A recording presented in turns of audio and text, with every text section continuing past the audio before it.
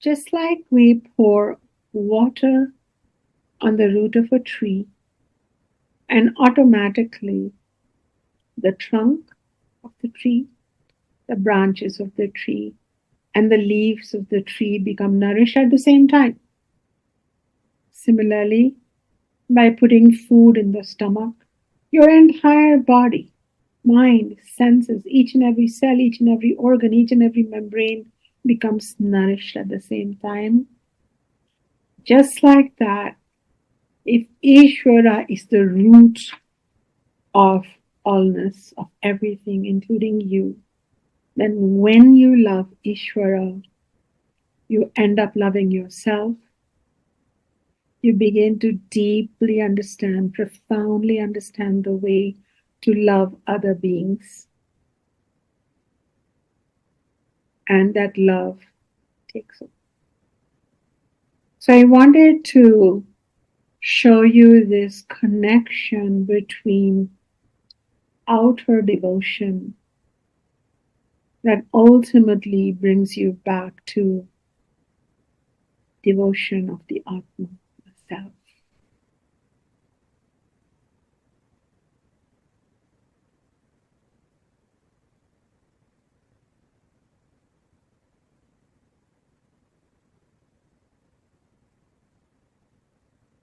That is why we have this verse which says that when I am separate from you, as in duality, I am your humble servant. I want to serve you. When I am connected to you, as in qualified non-duality known as Vishishtadvaita, then I'm similar to you, just like a spark of fire is similar to the fire.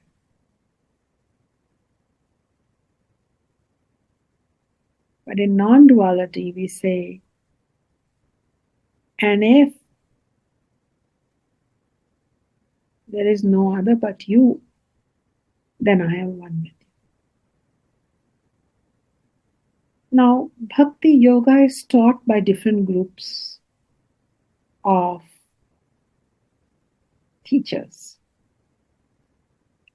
So all Bhakti Yoga teachings are not the same. There are some very well-known teachers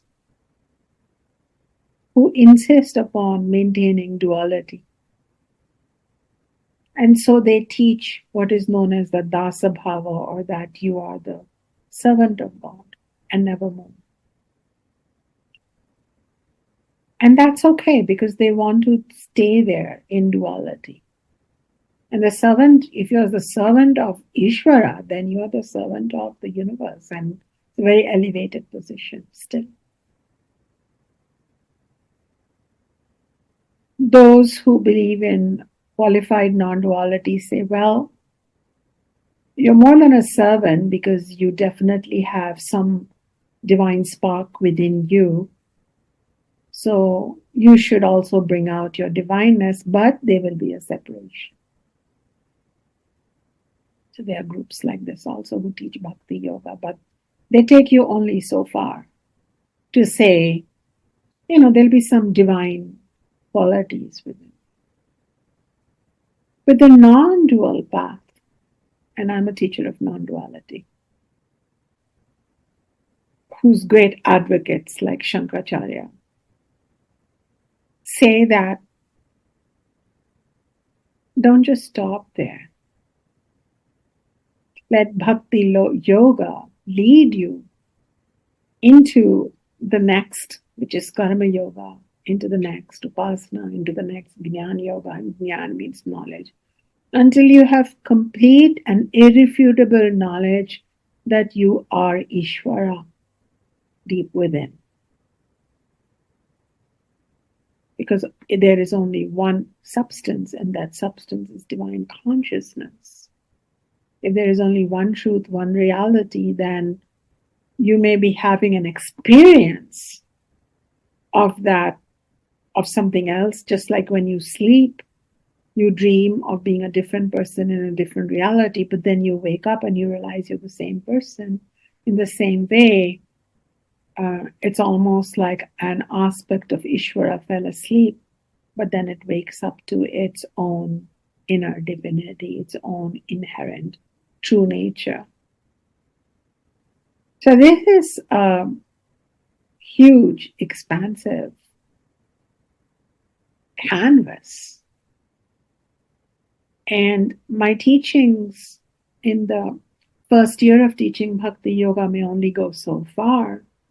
But because this is a repetitive curriculum, when I teach Bhakti Yoga again, after some of you have experienced all the other yoga paths too, which are all leading towards awakening to our true divine essence, not just an abstract awakening, an intellectual awakening, but an experiential awakening,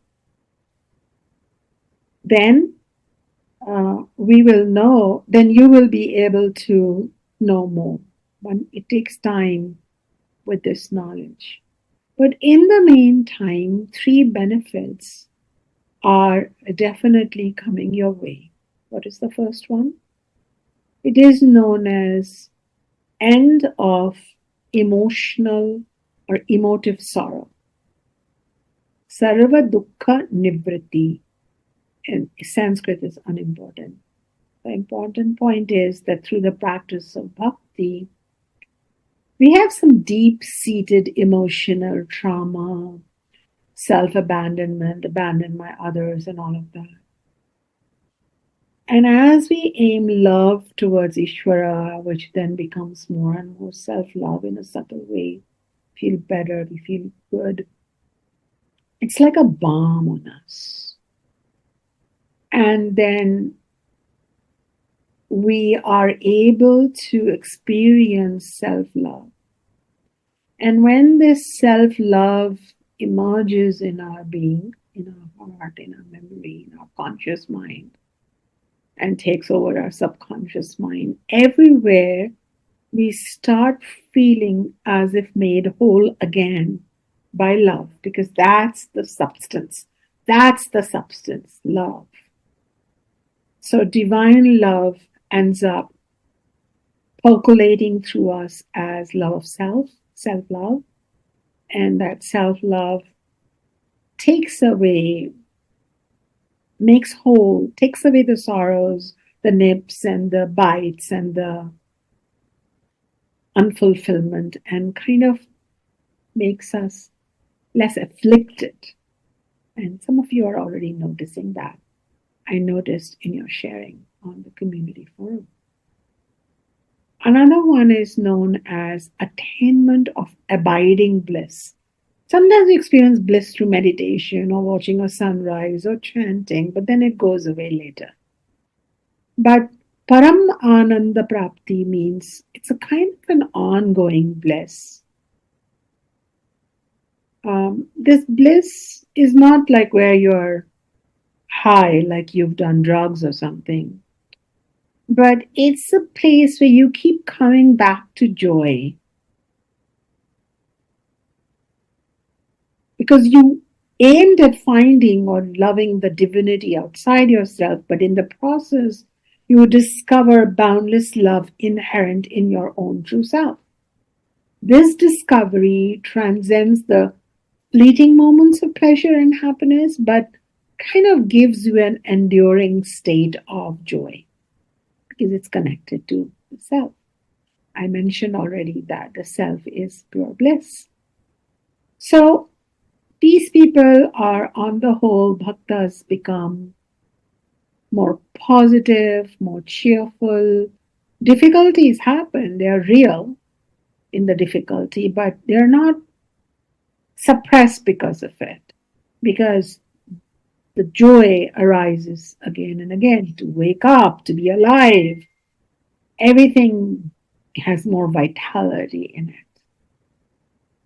And finally, the third benefit of Bhakti Yoga, loving the divine, and as a result, allowing the love within to percolate, is Nitya Tripti, eternal fulfillment. Most of us are scarred by discontentment. We never feel fulfilled. And even if you achieve something, the mind is quiet for like 2 minutes and then it starts figuring out what's missing from the equation or what next can be achieved and what others have that you don't have. And it's again an unfulfilled experience. And we all live that way in lesser or more degrees, but every which way it leaves us not happy. But as our devotion, bhakti, deepens towards Ishwara, a connection with our own self also deepens without even trying it. And this awakens within us a sense of fulfillment because we got the ultimate, because the scarcity issues, the non fulfillment issues, these are matters of the mind. And the mind can never grab onto love, it's never enough. And when this true love rises within our being, we become rooted in the love of self. We become blessed by this self. We become complete by this love. And we become supported and content within ourselves through this love. So, in my satsang today, I invite you to visualize this relationship between an invisible part of you and the divine honest. And that it's even possible. And without going into more intellectual understanding, just simply practice loving devotion, bhakti, through methods that we will discuss more and more towards Ishwara, but even rising and acknowledging Ishwara in the good, in the bad, in the lovely, in the ugly. Acknowledging Ishwara is, is devotion to Ishwara. Gradually surrendering your ego to divine will. All that will gradually bring you into greater proximity with the love that is hidden within your own being, the love of the self. And you will become blessed from within. You don't necessarily need a darshan, a physical manifestation of Krishna or Jesus or Guru Nanak, the way you want to see Ishwara, or some abstract being with, you know, different kinds of wings and, elevated body. And you don't need that. It can happen in the way you are devoted to Ishwara, as Arjuna had the darshan of Krishna, but it was no longer ordinary darshan. That was the darshan of the entire universe through one body. But these are just some very real benefits of bhakti. And now that you've been chewing on Bhakti Yoga for a little bit, now that I noticed in your sharing that you're already beginning to feel that your suffering is going down, your contentment is going up, your sense of well-being is increasing, then I wanted to tell you that it just might be that you have begun to love your own self too a little more. Because love of the divine is the self-love that the Vedas